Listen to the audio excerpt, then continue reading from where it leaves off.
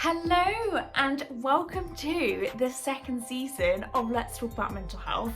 I'm Bandy, your Rusu Welfare Officer, and if you haven't really checked out the last season I covered loads of different topics, all too about kind of anxiety, relationships, men's mental health, and kind of how to look after your mental health during lockdown. So if you haven't seen the previous episodes, go check it out. But this is new year, new me, new season, new mug, old earrings. I thought of changing the format a little bit differently. Obvious one is obviously the background if you've seen the other episodes, but I thought of just kind of adding more kind of illustration, background music, and adding kind of a little bit at the end, kind of 3 things that's been kind of helping my mental health during the period. And so if you watch the whole episode, you can kind of find out, and hopefully it can help you as well. So let's get stuck into the episode. So this episode is going to be talking about how drugs affects your mental health. And what I mean by drugs is not the over-counter paracetamol type drugs. I mean the illegal substances such as weed, cocaine, MDMA. I personally don't think, for this particular video, which is a bit different from the others, is that I don't think I should be talking about my personal opinions on the matter of drug taking, because I don't want that to inform your decisions in the future. I'd rather you be informed by research, statistics, and what I've gathered through research for this video, basically. But the NUS Trans Officer, they did kind of a questionnaire survey type research and kind of sent it out nationwide. 2,000 students filled it in, and they found, interestingly, that most students don't feel like they are directly peer pressured into taking drugs, which is quite nice. The study found was that they stated that 2 in 5 students take or have tried drugs at university, which is quite a lot. My only critique to that study is that although students may not feel directly peer pressured into taking drugs, I don't think that question that they asked accounted for fitting in at university, because I know, so I read this article about this Leeds student and her feelings of kind of taking drugs for the first time. Completely case study, it's obviously not scientific, but I will link it down below, very interesting read. But she did feel like that the university did have kind of there was a culture around taking drugs, and that was kind of the thing to do to fit in, which, although that's not direct peer pressure, I would argue that is indirect peer pressure. Also argue with this study that 2,000 students is actually not a lot if you think about the amount of students that are in the UK in general.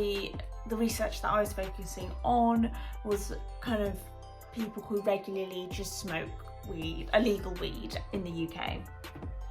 And which I found really interesting is that 1 in 10 cannabis users become dependent on weed, and I think there is quite a big misconception around people not feeling like they are dependent, and but the reasons why, and this researcher talks about it in a review article that I read, which I'll link down below, that he says the reason why some people feel like they are not dependent on weed is that some people excuse it that they're addicted to nicotine, because it's weed can be sometimes regularly smoked with tobacco and weed, and a lot of people are addicted to the tobacco.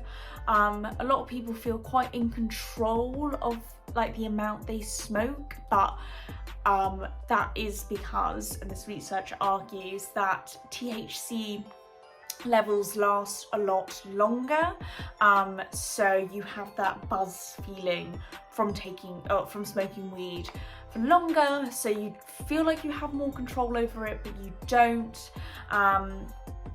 So I found that quite interesting. Sorry, I'm just looking at my notes. And also withdrawals from not smoking weed is not as bad, and it's been quite well documented and well known that for other types of drugs, for example, like cocaine and MDMA, that there is quite a bad withdrawal immediately, or if you are like a long-term user. And with marijuana, you just don't have that. So people just don't think they are physically addicted to weed. But I know there's a difference between kind of psychologically feeling addicted to kind of physically feeling addicted. And there's also research to indicate the younger you start smoking weed, the more likely you are to become dependent. Some of the research has found, so THC, which is kind of like the main component within weed, is that it kind of stimulates certain areas in the brain that is addicted to, like the addiction center, which I found like super interesting. Caveat to that though, neurobiological responses are not yet used to validate dependence, so there's a little bit of a caveat. And obviously more well-known research has found that weed in general, there has been association to psychosis, and psychosis is basically like when you don't feel like you're in touch with reality and you hear like hallucinations, hear or see hallucinations, and yeah, so it's obviously there's arguments that weed does have like a medical purpose, but I do think that is under the guise of a doctor, and I think a lot of people feel like they can kind of control like their dosages and stuff, or like microdosing. I don't know if you can microdose weed, but anyways, but like they feel like if they have like a long-term physical condition, they will smoke weed. However, you do need to be under the supervision of a doctor rather than doing it yourself. So yeah, so that is kind of like the main like kind of mental health issues surrounding kind of weed and weed taking. I hope you found that a bit interesting, and we'll move on to MDMA. So yes, so MDMA. So short term, it can kind of make you feel euphoric, really close to people, really connected. In the 60s, it was kind of termed as like the love drug. And it's really popular for people going to parties because you feel really energetic for hours, and you know, sometimes you feel like you can dance. However, there has, and also actually interesting enough, it was kind of used in therapy for like relationship therapy for couples to make them feel a little bit more in love, which I found quite interesting. But MDMA, very popular with students. However, if you do have like a mental health condition, and for example, if you are on medication like antidepressants to control your serotonin levels, there is like a real risk of you having like serotonin syndrome.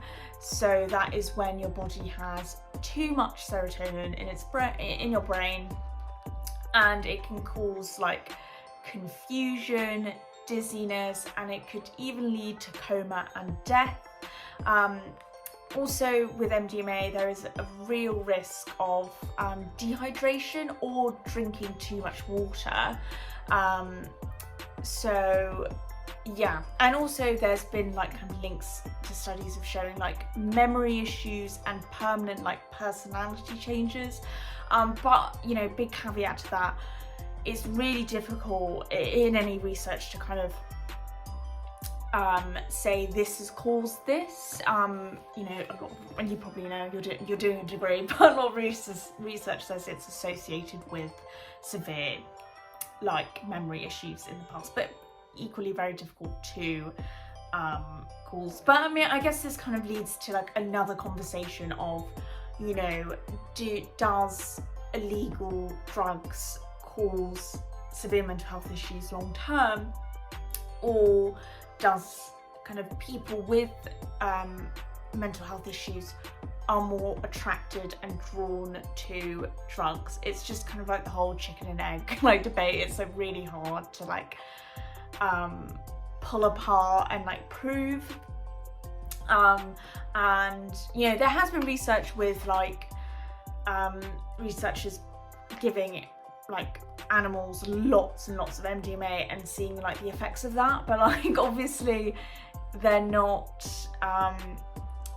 like the quantities that they're giving these like rats, for instance, is just not what human consumption would be. So it's quite difficult to kind of see and possess. So that's why it's quite, yeah. So I'm just saying like the research is very murky. So take it with a pinch of salt.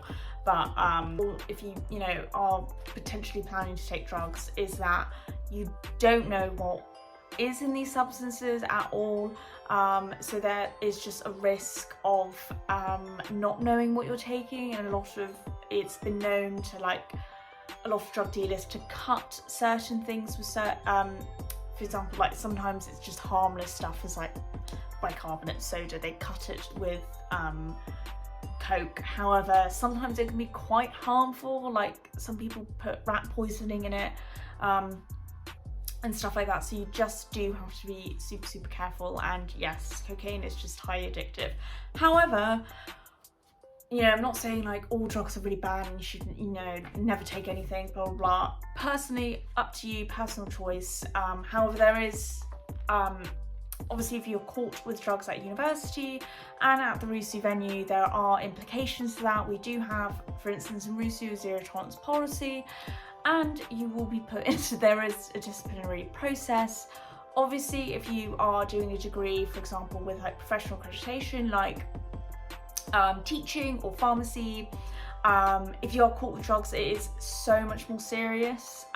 There's a lot more serious implication to that. So I just want to give you that information as well. I hope you found this episode interesting. I'm sorry it was a little bit more of like a statistical, informational video, but I didn't want to give my, you know, personal opinions on these matters because I just don't think it matters to you really. But I hope you've learned like a few things from it. I definitely did from like researching. It's been really super interesting. I think this video is going to be a bit longer than 10 minutes, sorry. But I'm going to quickly finish off with the 3 things that's been really helping my mental health is walking, just going out for walks with your wellies on, with your coat, winter coat. I've also been really enjoying, I've had this book, oh my god, I nearly burned myself. But the book that I've been really enjoying, that's been helping my mental health, is the book called Homebody by Ruby Kaur. It's all about kind of, I don't know how to describe it, but it's all to do with kind of your body, mental wellness and stuff. So really recommend that. And the other thing that's been really helping my mental health is listening to podcasts. I highly recommend Adulting. It's on Spotify, Apple Music, everything. It covers so many things to like self-care, wellness, sex positivity. Literally one of my favorite podcasts of all time. I highly recommend. And I will see you in the next episode. Bye.